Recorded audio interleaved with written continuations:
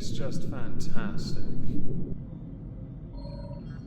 Hello everyone, welcome to the exhibition of stupid, stripped-back people. Owing to me going to Norwich today when this is released, I'm recording this on the Thursday, but there are two videos planned. Hopefully we get to both. One's a Halls of Injustice. It's been a while. We're going to start with Prince Harry. I have criticised Prince Harry left, right and centre for being a colossal soy-filled bish loser. Cucked to his wife, the resources available to them diminishing massively because no one's interested in his one-dimensional play. One of his hooks, though, has been the legal battle, a long-running one in fact, against newsgroup newspapers who own newspaper outlets like The Sun. In the UK, that's a tabloid. The only thing I knew about them was they had a page 3 with top label on. The sports stuff wasn't bad, but it's kind of crap. And then people banned page 3, which seems redundant now since only Fupa Fibro failed adult film actor exists. Private investigators between 1996 and 2011 used unlawful methods to find out information about Prince Harry, something which he had claimed for many years was the truth and they, The Sun and NGN, had denied. Well, after a legal battle, NGN have offered an unreserved apology to the Duke of Sussex, a man who has spent many years bleating on about the involvement of paparazzi and journalists in his life as an active working royal, only to then moan when his children were not given royal titles because they should also be entitled to that as a birthright, while he himself has given up being a working active royal. You really are a pouty youngest child bish, aren't you? If your wife leaves you, I won't be surprised. Now in this case, he has been offered substantial damages. It is believed to be in excess of £10 million.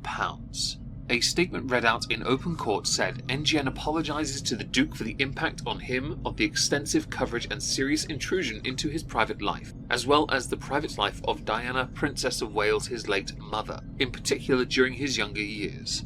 Outside the court, David Sherborne, the barrister who represented Prince Harry and has been highly successful in many cases against these tabloids, declared this historic admission of guilt had been achieved only through the sheer resilience of Prince Harry. Attrition is the correct word you're thinking about, but okay, credit Harry for not moving from his spot. Youngest children are kind of cliche for being ridiculously stubborn. He also said, today the lies are laid bare, today the cover-ups are exposed, and today proves that no one stands above the law. The time for accountability has arrived. Well, that's not a bullshit. You've clearly never seen the UK government in action. In this instance, though, you are quite right. Justice has been served because NGN have admitted they did do the wrong thing, after years of saying otherwise. Now this opens up a discussion about trust in mainstream media. It opens up a discussion about the integrity of journalists. There's always an argument about the free press. They should always be allowed to go and be places, right? Okay, well, apparently they can't be trusted. I know there is a line that many draw in the sand when it comes to royalty. That line in the sand should be very, very much a generalised line in the sand when it comes to children. If a journalist is creeping up on a child because they're royal, nah, it's not acceptable. It's never acceptable. And The Sun and anyone involved in this should be well and truly ashamed of themselves. For years, journalists have managed to get away with some horrendous crimes. They got away with it because journalistic integrity. When no one trusts you anymore, press is dying, so honestly at this point, you should all quit. Start blogging on Tumblr and hoping for the best, or go and get a real job working in Starcucks.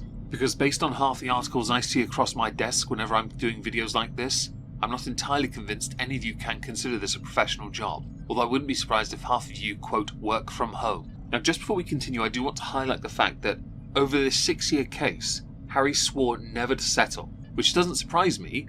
He had lots of money from his Netflix deals, from Spotify, from his dad, mostly his dad. He had it all, so he didn't have to worry too much about the cost. But it wasn't just him seeking damages as well, there are others involved. His is one of them. Repeatedly, NGN offered peace deals of sorts, right?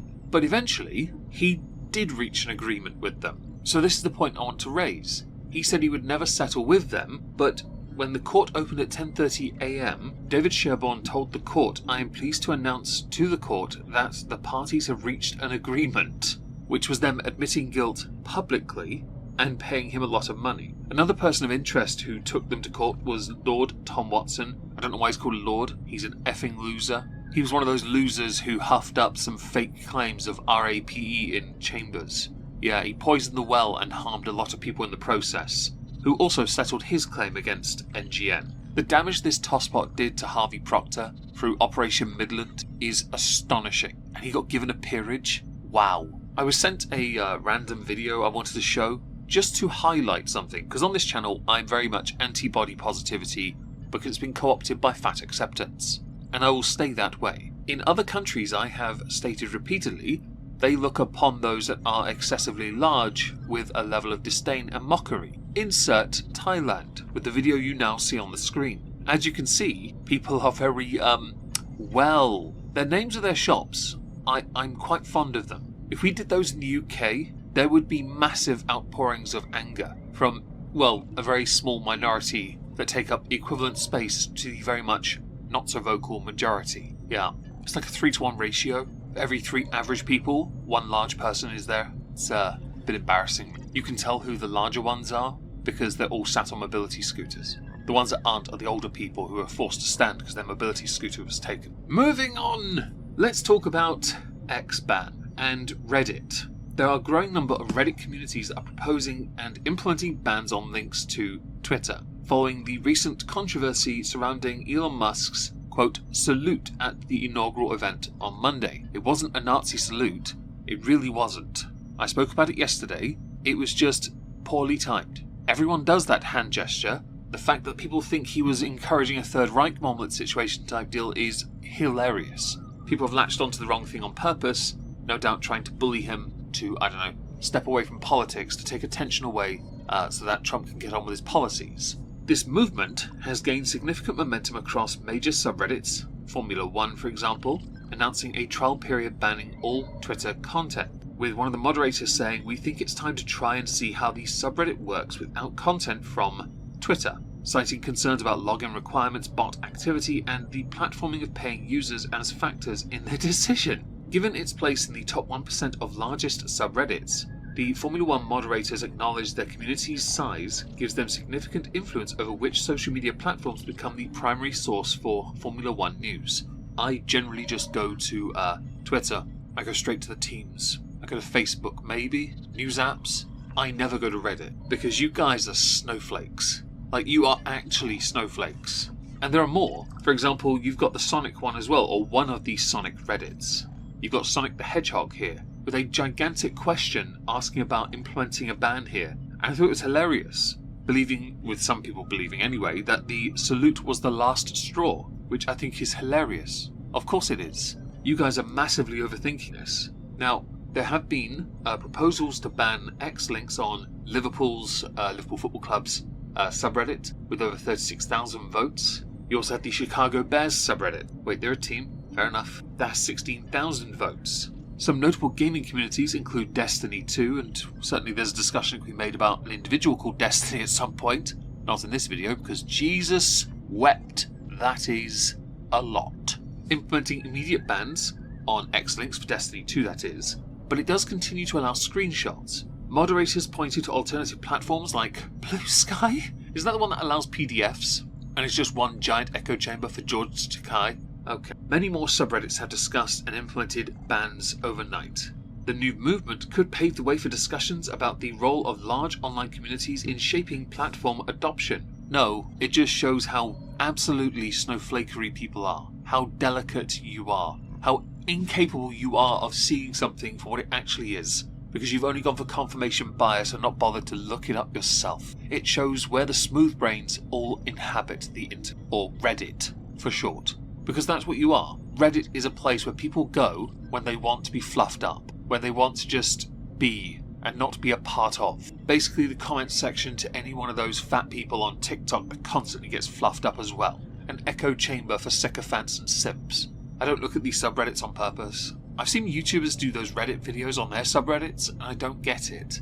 And that's not even my age showing. I remember when Reddit was in its early years. I still didn't get it. 4chan was better. So next we're going to insert a video and a little tweet from Colin Rugg. Teenage mother allegedly drags him out of line as he is waiting to be one of the 1,000 men who slept with an OnlyFans creator. Firstly, slept with? No, shagged. According to TikTok creator Brandon Beavis, who arrived to report on the event, an angry mother found out what her son was about to do. Quote, I'm not going to read the quote, I've got the video. Some of the others in line tried calming the woman down, but she refused to leave until her son left. Her son reportedly argued with his mother, but eventually complied and left. The creator in question is Bonnie Blue. There are two creators right now, both undoubtedly in possession of Grand Canyons, cracks so wide you'd think there was water at the bottom of it, who are trying to outdo each other by doing more than the other. One had slept with, I think it was 100 men or 300 men or something in one night or one day,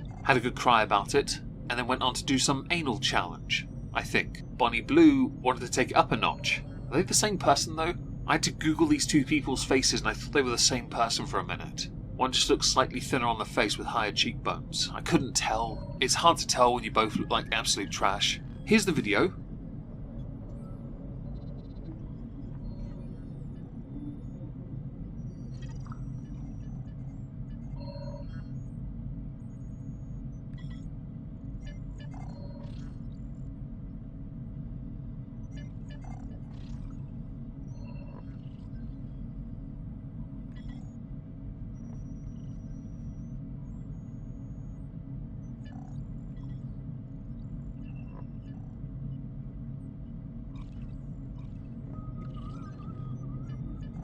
The fact that Bevo is the one there reporting on it tells me he wasn't just there to report on it.